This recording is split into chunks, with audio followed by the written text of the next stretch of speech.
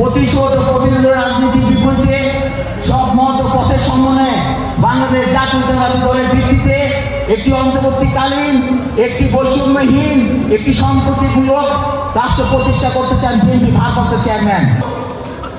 এই স্বৈরাচারী শেখ হাসিনা, এই আওয়ামী সরকার পচে গলে দুর্গন্ধ বের হবে, এটা কে বলেছিল বলেন?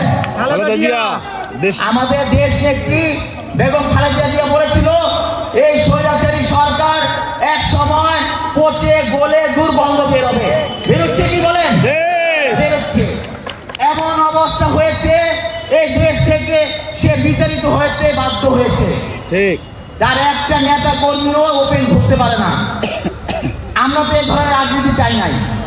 আমাদের শহীদ রাষ্ট্রপতি জিয়া রহমান দেখেন, যখন তিনি দল গঠন করেছিলেন, ওই যে শেখ মুজিবুর আমলে বাকশাল গঠন করে সে সমস্ত দলকে নিষিদ্ধ করে মাত্র তার একটা দলকে রেখে বাকশাল কায়েম করেছিলেন। তারপর আমাদের শহীদ রাষ্ট্রপতি জিয়া রহমান বহুদলীয় গণতন্ত্র প্রবর্তন করছিলেন। আন্তর্জাতিক লেভেলে শহীদ রাষ্ট্রপতি জিয়া রহমানের এমন নামকরণ হয়েছে, সেই ইরাক ইরান যুদ্ধ কিন্তু বন্ধ করেছে মধ্যস্থতা করে। আপনি জানেন জাতিসংঘে যে বাংলাদেশের নামকরণ করা হয়েছে সেই শহীদ রাষ্ট্রপতি জিয়া রহমানের জন্য।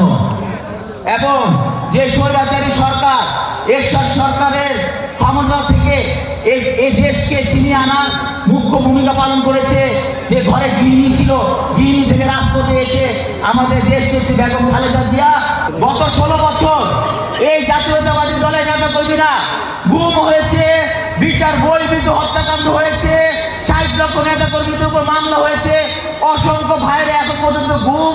আমরা তাদের বলতে পারতেছি না তারা কি এখন পর্যন্ত জীবিত আছে কিনা, না মৃত্যু হয়েছে।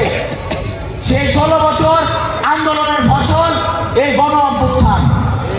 এই গণ অভ্যুত্থানে মহানায়ককে আমাদের বিএনপি ভারপ্রাপ্ত চেয়ারম্যান জনাব তারেক রহমান। প্রিয় নেতৃবৃন্দ,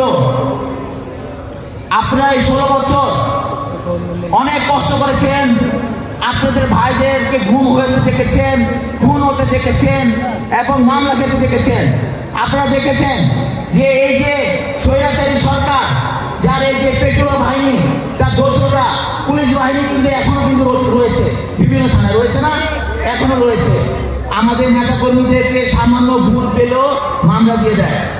কিন্তু এই যে আপনারা বারবার বলতেছেন হাইব্রিড অনুপ্রবেশকারী, এই হাইব্রিড কারা? এই হাইব্রিড হলো দীর্ঘদিন যাবৎ এই দলের সাথে যাদের সম্পৃক্ততা নাই, যারা দলে হাই এলো করে বেরিয়েছে, এখন বলতেছে তারা দল করে, তাদেরকে অনেক অনুপ্রবেশকারী তাদেরকে নিয়ে এসে বিভিন্ন প্রোগ্রামে নিয়ে এসে এই দলকে প্রশ্নিত করছেন। এবং কিছু দল বলে বেড়াচ্ছে যে দখলদার তারা যারা ব্যাংক ডাকাতি করেছে তারা দখলদার, স্কুল কলেজ করেছে তারা দখলদার। দখলদার আমাদের জাতীয়তাবাদী দলে নাই। আমাদের বিএনপি ভারপ্রাপ্ত চেয়ারম্যান জনাব তারেক রহমান বারবার বলেছেন যে ত্যাগী নির্যাতিত রাজপথে থেকেছে, গুম হয়েছে, তার ভাইকে হত্যা হতে দেখেছে, মামলা খেয়েছে, এই ধরনের নেতা কর্মীরা কোনো দখলদারিত্ব করতে পারে না। দখলদারি তারাই করে যারা বলে বেড়ায়, বিভিন্ন জায়গায় বলে বেড়ায়। আপনারা খুঁজে দেখেন কারা ব্যাংক ডাকাতি করেছে, কারা মার্কেট দখল করেছে, শিক্ষা প্রতিষ্ঠান দখল করেছে, তাদেরকে খুঁজেন আপনারা।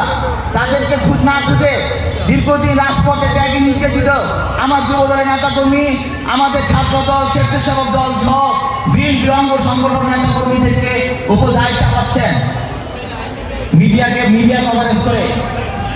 এটা কিন্তু বিএনপি নেতা কর্মী সহ্য করবে না।